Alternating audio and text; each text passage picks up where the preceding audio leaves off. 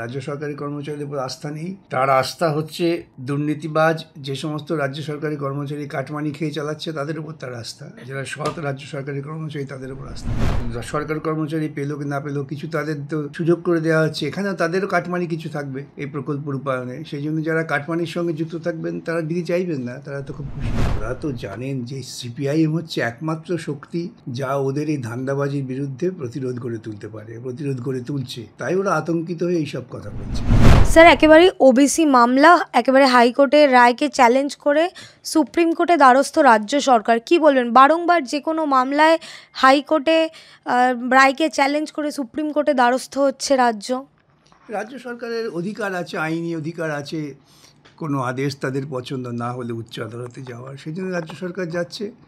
আর রাজ্য সরকারের তো জনগণের টাকার তো কোনো অভাব নেই, তাই তারা কথায় কথায় সুপ্রিম কোর্ট যেতে পারে।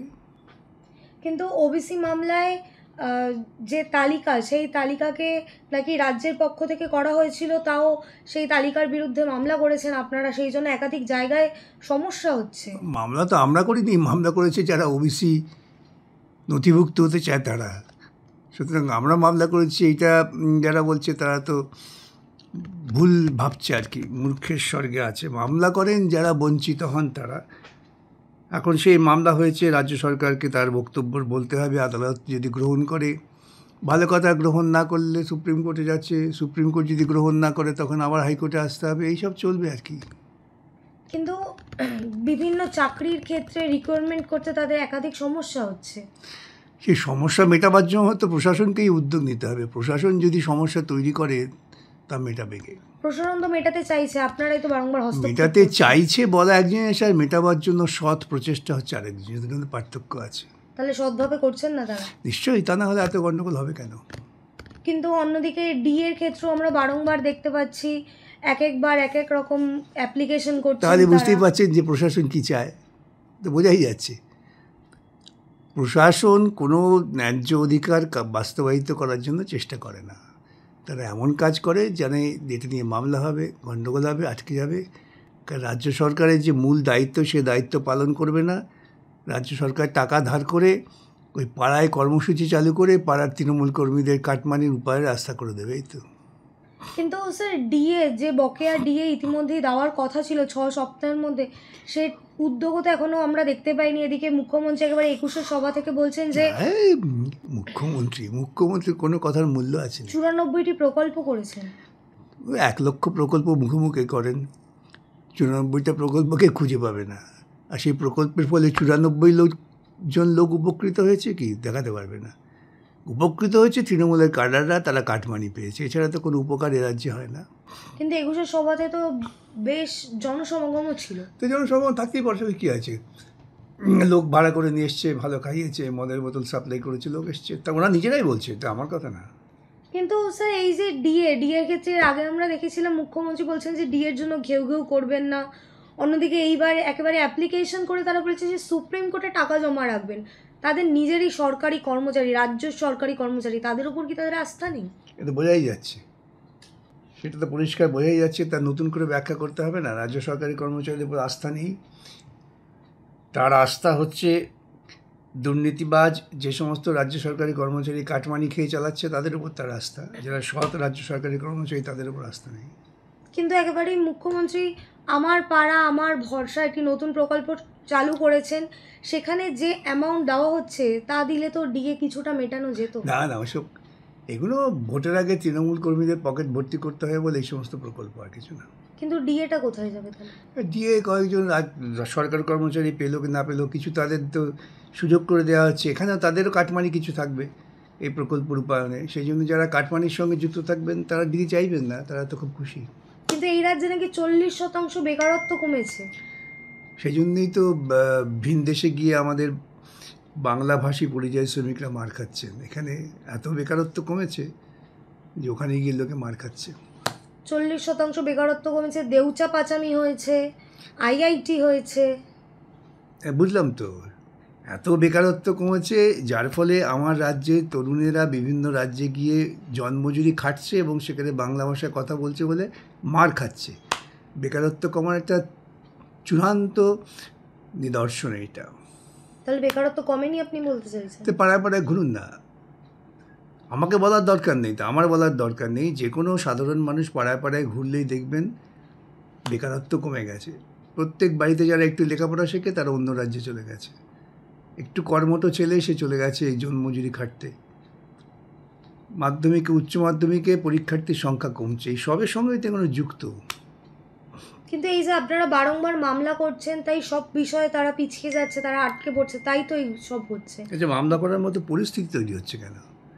আজকে যদি ঋতিকা মামলা করতে না আসেন তাহলে আমরা মামলা করবো কোত্থেকে?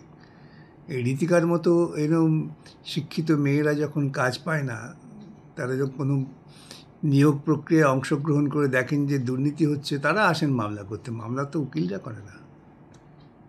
কিন্তু হাইকোর্টের পরে তো সুপ্রিম কোর্টও একেবারে রাজ্য সরকারের বিরাট জয় তাহলে এসএসসি। ভালো কথা আছে, বিরাট জয় হয়েছে, তাহলে তাদের খুশি হওয়া উচিত, তাদের তো দুঃখিত হওয়া উচিত না। কিন্তু এত বিরাট জয়ের পরে তারা তো খুশি নন মনে হচ্ছে। কেন খুশি নন? কল্যাণ ব্যানার্জি বলেছিলেন একেবারে হাইকোর্টের রায়ের পর যে সুপ্রিম কোর্টে মেরিটে কথা হবে। ভালো কথা, জিতেছে। তাহলে কি তাদের মেরিটটা জিতে গেল? তো নতুন কি হলো, জিতলো তো, সেটা কার্যকর করুক। আসল কথা তো কার্যকর করা। কিন্তু যারা বঞ্চিত, এই তাহলে বঞ্চিতরা মামলা করবে, বঞ্চিতরা মামলা করলে তখন বলবে বিকাশবাবুরা মামলা করছে। এই হচ্ছে ওদের লজিক। কিন্তু আমরা বারংবার শুনি তারা বলেন যে সিপিএমকে নিয়ে কথা না বলাই ভালো, আবার বিভিন্ন ক্ষেত্রে তারা আপনাদেরই ঘুরিয়ে ফিরিয়ে বিভিন্নভাবে আসলে দোষারোপ করে। ওরা তো জানেন যে সিপিআইএম হচ্ছে একমাত্র শক্তি যা ওদের এই ধান্দাবাজির বিরুদ্ধে প্রতিরোধ গড়ে তুলতে পারে, প্রতিরোধ গড়ে তুলছে, তাই ওরা আতঙ্কিত হয়ে এইসব কথা বলছে। কিন্তু বাম আমলে নাকি মুখ্যমন্ত্রীর মাথা একেবারে ফাটিয়ে তাকে মেরে ফেলার চেষ্টা হয়েছিল 1990 সালে। হ্যাঁ, উনি বলেছিলেন ওর ঘিলুটা আকাশে উড়ে গিয়েছিল, হঠাৎ সেখান থেকে ক্যাচ লুপে নেয় ববি, ক্যাচ লুপে নিয়ে দৌড়ে দিয়ে দেয়, ওখানে মাথায় ঢুকিয়ে দেয়, তারপরে উনি বেঁচে আছেন। তিনি এক্সারসাইজ আর হাঁটাহাঁটি করেন।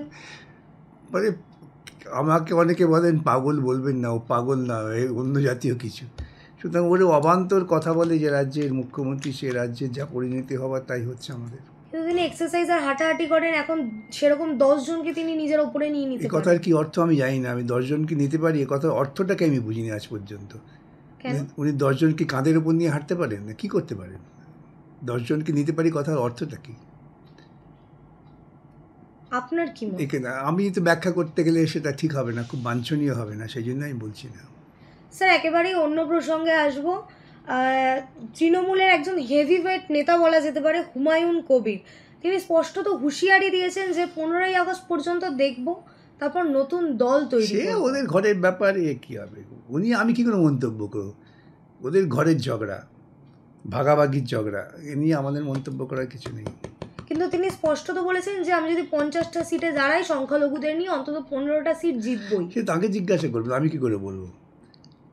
আমি তো এরকম সংখ্যালঘু বা সংখ্যাগুরুর রাজনীতির সঙ্গে যুক্ত নেই। আমি ভারতবর্ষের সংবিধানের দেয়া ধর্মনিরপেক্ষ রাজনীতি প্রচারক, আমি ওইভাবে ভাবি না। কিন্তু তৃণমূলের এই গোষ্ঠী দ্বন্দ্ব, এটা কি কোথাও না কোথাও থেকে 26-এ প্রভাব ফেলবে? সে দেখা যাবে, মানুষ কি বুঝবে তার উপরে নির্ভর করে। প্রভাব ফেলবে কি ফেলবে না, কি কত টাকা তৃণমূলের মূল যে গোষ্ঠী, তৃণমূলের পরিবারের হাতে যে টাকা আছে, সেই টাকা দিয়ে তারা সব কিনে নেবে। সেখানে কে কোন কবির, কোন সুফি, এসব পাত্তা দেবে না। টাকা কোথায়? ব্যবসায়ীদের 2 নম্বরই টাকা ইলেকট্রাল বন্ডের মারফত তৃণমূলের পিসি ভাইপোর কাছে আছে।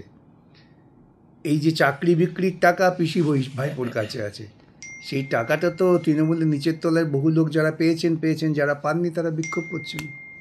কিন্তু হুমায়ুন কবির স্পষ্টত বলছেন যে কৃষক বলদের দিয়েই হয়, ছাগলের দ্বারা হয় না, সেটা প্রমাণ করে দেবো। ভালো কথা, তিনি ভালো বলেছেন, তার আত্মবিশ্বাস আছে। তার সঙ্গে আমাদের কি সম্পর্ক? ওটা ওদের দিদি ভাইয়ের সম্পর্ক, আবার ঠিক হয়ে যাবে।